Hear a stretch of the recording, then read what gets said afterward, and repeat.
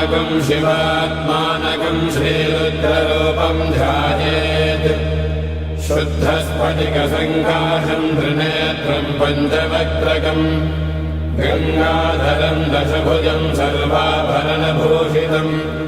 नीलग्रीवं शशाङ्काङ्गं नागयज्ञोपवेदिनम्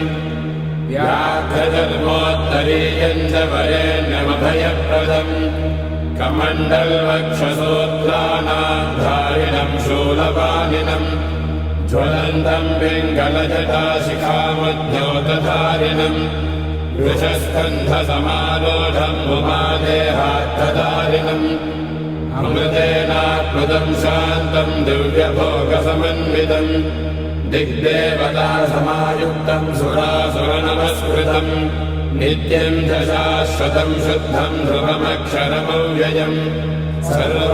सर्वव्यापिनमीशानं रुद्रं मे विश्वरूपिणम् एवं ध्यात्वा द्विजः सम्यक् ततो यजनमारभेत्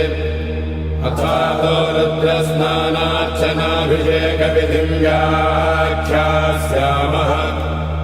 आदितये तीर्थे स्नात्वा उदेत्य शुचिः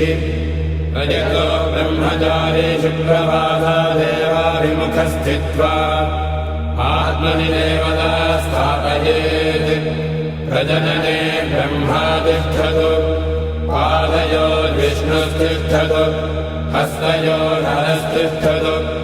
बाह्वोरिन्द्रस्तिष्ठतु जठरे अग्निस्तिष्ठतु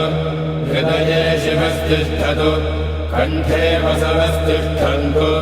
वक्त्रे सरस्वती तिष्ठतु नासिकयोर्वायुस्तिष्ठतु नयनयोश्चन्द्रादित्यो तिष्ठेताम्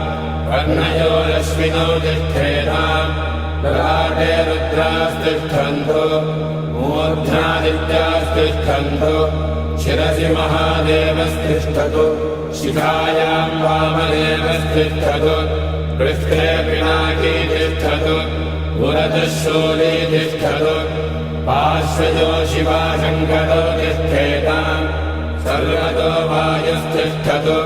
ततो बहिः सर्वतोऽग्निज्वालामाला परिवृतस्तिष्ठतु सर्वेष्वङ्गेषु सर्वा देवता यथास्थानं तिष्ठन्तु मागुं रक्षन्तु ॐ अग्निर्मे वाचिश्रितः वाहृदये हृदयं मयि अहममृते अमृतं ब्रह्मणि वायुर्मे प्राणे श्रितः प्राणो हृदये हृदयं मयि अहममृते